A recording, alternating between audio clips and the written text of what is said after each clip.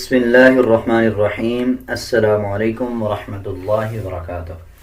آج ہم سیکھیں گے سورۃ علم نشرح مکمل تجوید کے ساتھ انشاءاللہ۔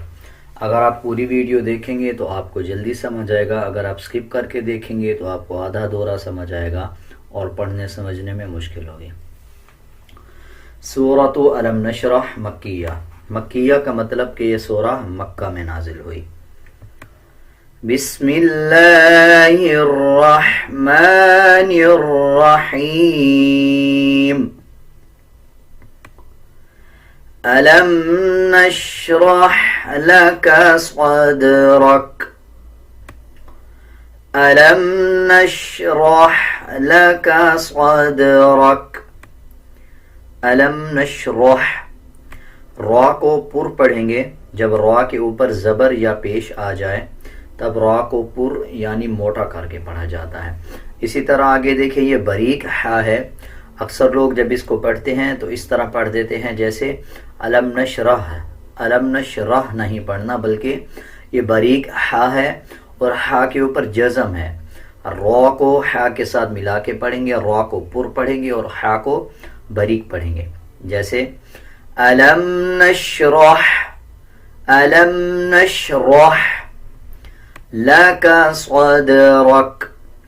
دال کے اوپر جزم ہے، دال کو قلقلے کے ساتھ پڑھا جائے گا، اسی طرح صاد کو موٹا پڑھا جائے گا۔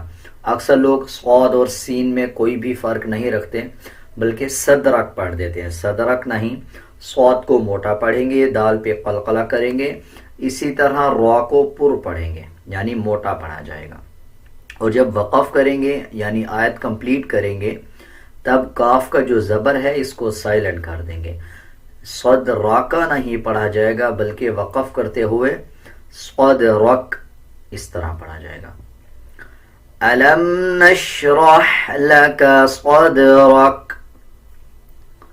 ووضعنا عنك وزرك ووضعنا عنك وزرك۔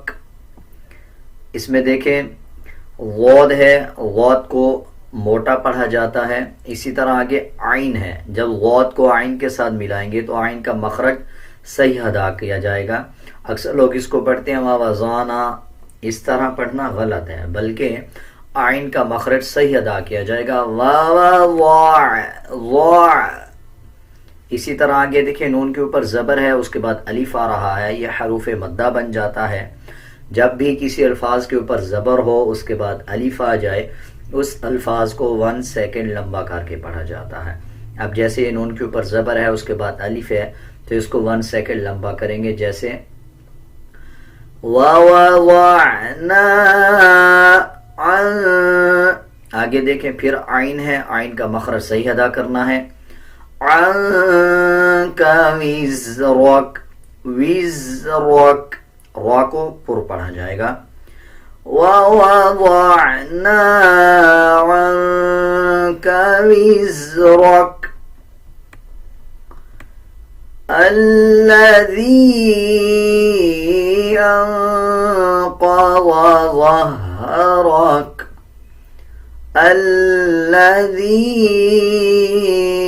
أَنْقَضَ ظَهْرَكَ الَّذِي، یا کے اوپر جزم ہے اور جزم کے اوپر چھوٹا مد ہے۔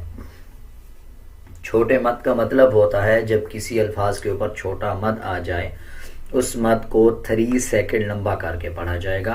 اب جیسے یا کے اوپر چھوٹا مد ہے تو اس کو 3 سیکنڈ لمبا کریں گے، الذی انقض، قاف کو موٹا پڑھا جائے گا، آگے غود ہے یہ بھی موٹا پڑھا جائے گا، وا کو پر پڑھیں گے، را کے اوپر زبر ہے، را کو بھی پر پڑھا جائے گا، الذی انقض ظهرك انقض ظهرك ورفعنا لك ذكرك اسی طرح را کو پر پڑھیں گے، فا کو عین کے ساتھ ملایا جائے گا اور عین کا مخرج صحیح ادا کیا جائے گا۔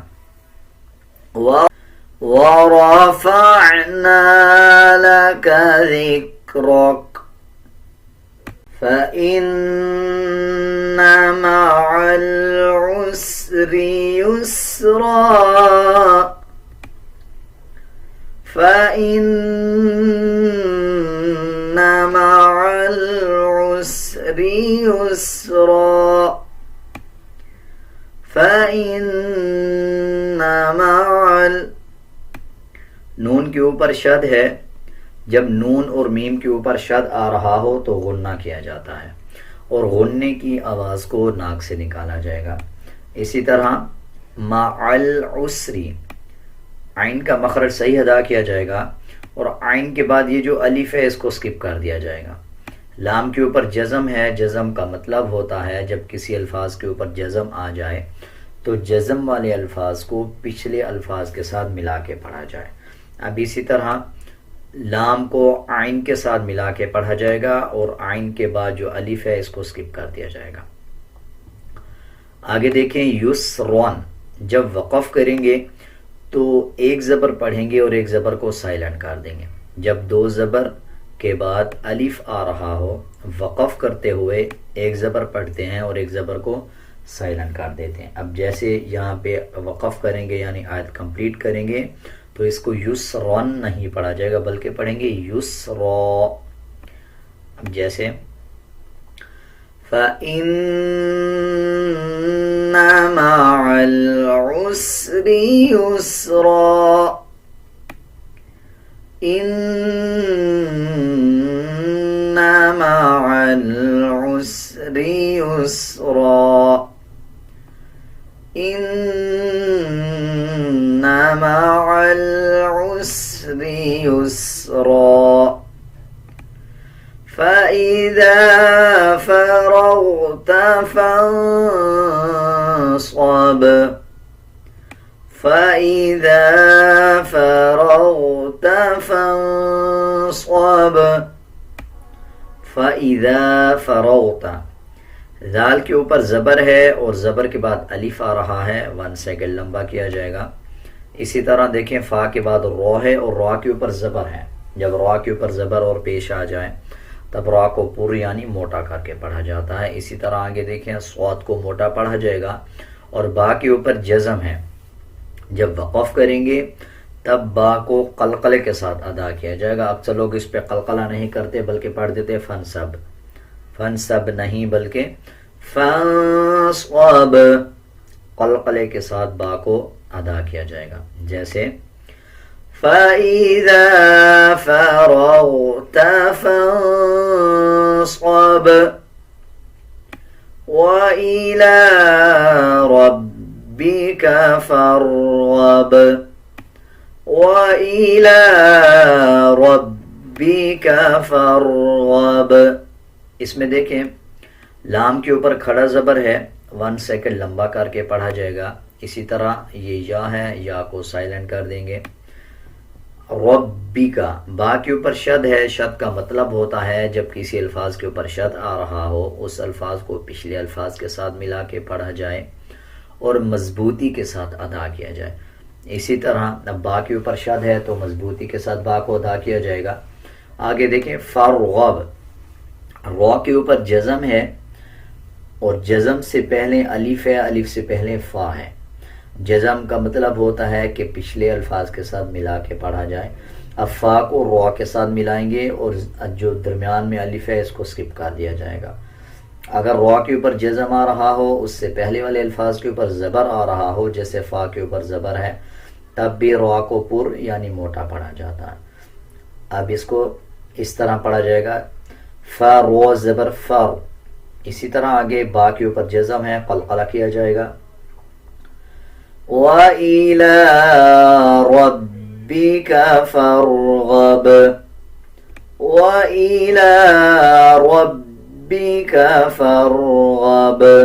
اب ہم پوری سورت ایک ساتھ پڑھیں گے، آپ میرے ساتھ ساتھ رپیٹ کرتے جائیں۔ أَلَمْ نَشْرَحْ لَكَ صَدْرَكَ ववज़अना अन्का विज़रक अल्लज़ी अन्क़ज़ ज़हरक वरफ़अना लक ज़िक्रक फ़इन्न मअल उसरि युस्रा इन्न मअल उसरि युस्रा फ़इज़ा फ़रग़्त फ़ंصब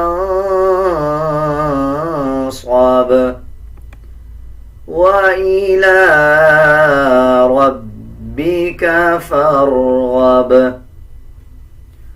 उम्मीद है आपको अच्छी तरह ये सारी सूरत समझ आ गई होगी।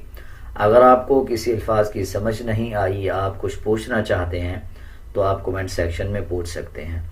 अगर आपको मेरा ये तरीका समझाने का अच्छा लगा या अच्छा नहीं लगा, आप अपनी कोई राय देना चाहते हैं तो आप कमेंट सेक्शन में ज़रूर बताएं।